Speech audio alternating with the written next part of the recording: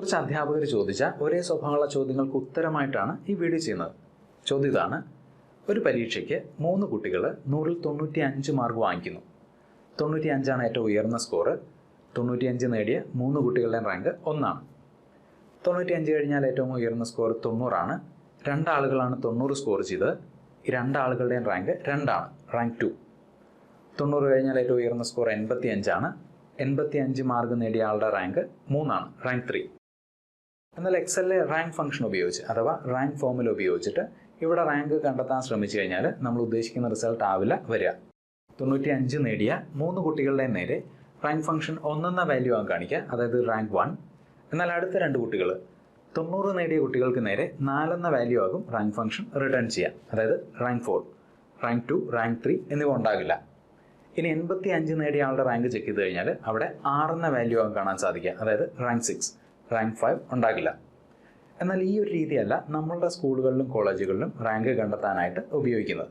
അതായത് ഒരേ പൊസിഷനിൽ എത്ര ആളുകളുണ്ടെങ്കിലും റാങ്കുകൾ സ്കിപ്പ് ചെയ്യുന്ന ഒരു രീതി നമ്മൾ ഫോളോ ചെയ്യാറില്ല. ഇനി റാങ്കുകൾ സ്കിപ്പ് ചെയ്യാതെ റാങ്കുകൾ കണ്ടെത്താനുള്ള എക്സൽ ഫോമുല എന്താണെന്ന് നോക്കാം. ഹന്ന, ബ്രൂസ്, പീറ്റർ, താര എന്നിങ്ങനെ 10 കാൻഡിഡേറ്റ്സ് ഒരു എക്സാമിന് നേടിയ മാർക്കുകളാണ് ഈ കാണുന്നത്. ഇനി ഇവർ നേടിയ മാർക്കുകൾക്കനുസരിച്ച് ഇവർ ഓരോരുത്തരുടെയും റാങ്ക് എങ്ങനെയാണ് കണ്ടെത്തുന്നത് നോക്കാം. ഹന്ന നേടിയത് 83 മാർക്കുകളാണ്. ഹന്നയുടെ റാങ്ക് കണ്ടെത്താനായിട്ട് equal rank function bracket open ചെയ്യുക.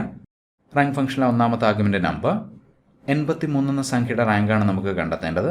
83 ആണ് നമ്പർ, കോമ രണ്ടാമത്തെ ആർഗ്യുമെൻ്റ് റെഫറൻസ് 83 എന്ന സംഖ്യ. ഈ സംഖ്യകളിൽ എത്രാമത് വരുന്നു എന്നുള്ളതാണ് നമുക്ക് കണ്ടെത്തേണ്ടത്. സോ ഈ സംഖ്യകളാണ് റെഫറൻസ്. മാർക്കുകൾ കൊടുത്തിട്ടുള്ള സെല്ലുകൾ സെലക്ട് ചെയ്യുന്നു. ഈ സെൽ റെഫറൻസുകളെ അബ്സല്യൂട്ട് റെഫറൻസ് ആക്കി മാറ്റാനായിട്ട് F4 ബ്രാക്കറ്റ് ക്ലോസ് ചെയ്യുക, എൻ്റർ. നോക്കുക, 83 നേരെ 7 വന്നത് കാണാം. അതായത് ഈ സംഖ്യകളിലെ ഏറ്റവും വലിയ 7ാമത്തെ സംഖ്യയാണ് 83. മറ്റു രീതിയിൽ പറഞ്ഞാൽ ഈ സംഖ്യകളിൽ 83 എന്ന സംഖ്യയുടെ റാങ്ക് 7 ആണ്. ഇനി ഫോമുല താഴെ കോപ്പി ചെയ്യുന്നു.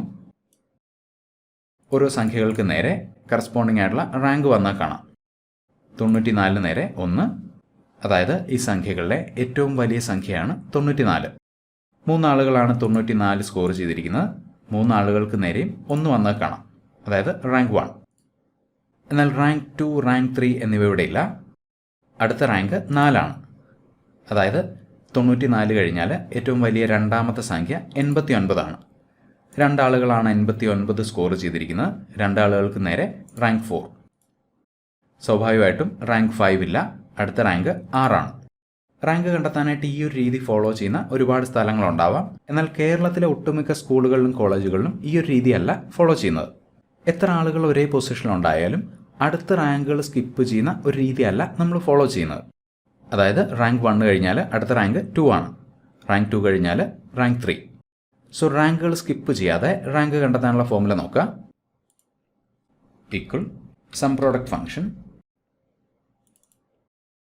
ബ്രാക്കറ്റ് ഓപ്പൺ ചെയ്യുക. ആദ്യത്തെ സ്കോർ കൊടുത്തിട്ടുള്ള സെല്ല് സെലക്ട് ചെയ്യുക. Less than or equal to.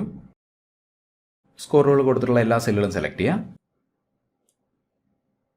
F4 bracket close ചെയ്യുക. Divided by count if function bracket open ചെയ്യുക. സ്കോറുകൾ കൊടുത്തിട്ടുള്ള സെല്ലുകൾ സെലക്ട് ചെയ്യുക. F4 കോമ വീണ്ടും സ്കോറുകൾ കൊടുത്തിട്ടുള്ള സെല്ലുകൾ സെലക്ട് ചെയ്യുക. F4 ബ്രാക്കറ്റ് ക്ലോസ് ചെയ്യുക. ഒരു തവണ കൂടി എൻ്റർ. നോക്കുക, 83 നേരെ 4 വന്നാൽ കാണാം. ഇനി ഫോമുല താഴെ കോപ്പി ചെയ്യുന്നു. 94 ഈ സംഖ്യകളിലെ ഏറ്റവും വലിയ സംഖ്യ. 94 നേരെ 1. 89 ഈ സംഖ്യകളിലെ ഏറ്റവും വലിയ 2ാമത്തെ സംഖ്യ 2, അതായത് റാങ്ക് 2. ഏറ്റവും വലിയ 3ാമത്തെ സംഖ്യ 85 ആണ്, റാങ്ക് 3. ഇനി വളരെ പെട്ടെന്ന് 1, 2, 3 പൊസിഷൻസിലുള്ള കാൻഡിഡേറ്റ്സിൻ്റെ പേരുകൾ എങ്ങനെയാണ് കണ്ടെത്തുന്നത് നോക്കാം. Equal text join function. ശ്രദ്ധിക്കുക, ടെക്സ്റ്റ് ജോയിൻ ഫംഗ്ഷൻ താരതമ്യേന പുതിയൊരു എക്സൽ ഫംഗ്ഷനാണ്. എക്സൽ 2019, 2021, എക്സൽ വിത്ത് മൈക്രോസോഫ്റ്റ് 365, എക്സൽ ഓൺലൈൻ, ഈ 4 വേർഷൻസിൽ മാത്രമാണ് ടെക്സ്റ്റ് ജോയിൻ ഫംഗ്ഷൻ അവൈലബിൾ ആയിട്ടുള്ളത്. സോ എക്സലിൻ്റെ പഴയ വേർഷൻസ് ഉപയോഗിക്കുന്നവർ എക്സൽ ഓൺലൈൻ ചെക്ക് ചെയ്യുക. കാരണം എക്സൽ ഓൺലൈൻ ഫ്രീ ആയിട്ട് ഉപയോഗിക്കാൻ സാധിക്കുന്ന ഒരു ആപ്ലിക്കേഷനാണ്. ബ്രാക്കറ്റ് ഓപ്പൺ ചെയ്യുക.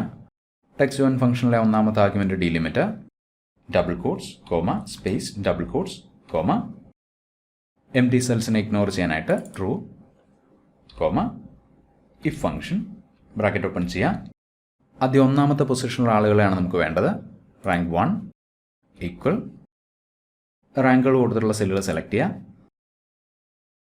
F4, കോമ, കാൻഡിഡേറ്റ്സിൻ്റെ പേരുകൾ കൊടുത്തിട്ടുള്ള സെല്ലുകൾ സെലക്ട് ചെയ്യുക. F4, comma, double quotes, bracket close ചെയ്യുക. ഒരു തവണ കൂടി എൻ്റർ. നോക്കുക, ഒന്നാമത്തെ പൊസിഷനിലുള്ള, അതായത് ഏറ്റവും കൂടുതൽ മാർക്കുകൾ നേടിയ ആളുകളുടെ പേരുകളാണ് ഇവിടെ കാണുന്നത്. ഇനി ഈ ഫോർമുല താഴെ കോപ്പി ചെയ്യാം. Rank 2, rank 3. ഇനി സപ്പോസ് നമ്മളിവിടെയുള്ള ഏതെങ്കിലും ഒരു സ്കോർ ചേഞ്ച് ചെയ്താൽ, ഉദാഹരണത്തിന് ബ്രൂസിൻ്റെ സ്കോർ ചേഞ്ച് ചെയ്യുന്നു, 98 ആക്കുന്നു, എൻ്റർ. നോക്കുക, അതിനനുസരിച്ച് റാങ്കുകളും ഇവിടെയുള്ള കാൻഡിഡേറ്റ്സിൻ്റെ പേരുകളും മാറിയത് കാണാം. നോക്കുക, റാങ്ക് 1 ബ്രൂസ്, റാങ്ക് 2 റാങ്ക് 3. സംശയങ്ങൾ ചോദിക്കുന്നവർ ഉദാഹരണങ്ങൾ ഉപയോഗിച്ചുകൊണ്ട് വ്യക്തമായിട്ട് വിശദീകരിച്ച് എഴുതാൻ ശ്രദ്ധിക്കുക. കാരണം ചോദ്യം എനിക്ക് മനസ്സിലായാലും മാത്രമാണ് അതിനുള്ള ഉത്തരം എനിക്ക് തരാൻ സാധിക്കുക. അതുപോലെ തന്നെ ചോദ്യങ്ങളും സംശയങ്ങളും ചോദിക്കാനായിട്ട് ഏറ്റവും നല്ല പ്ലാറ്റ്ഫോം എൻ്റെ ഓൺലൈൻ എക്സൽ കോഴ്സിൻ്റെ ക്വസ്റ്റ്യൻ ആൻസർ ഫോറമാണ്. അവിടെ URLും സ്ക്രീൻഷോട്ട്സും ഒക്കെ ഉപയോഗിച്ചുകൊണ്ട് ചോദ്യങ്ങൾ ചോദിക്കാനുള്ള ഒരുപാട് ഓപ്ഷൻസ് ഉണ്ട്. മാത്രമല്ല ആ ഫോറം റെഫർ ചെയ്യുന്ന ഒരുപാട് ആളുകൾക്ക് അത് യൂസ്ഫുൾ ആയിരിക്കും. മറ്റൊരു എക്സൽ ഡിപ്പാർട്ട് വീണ്ടും കാണാം. Thank you for watching and wish you A great day.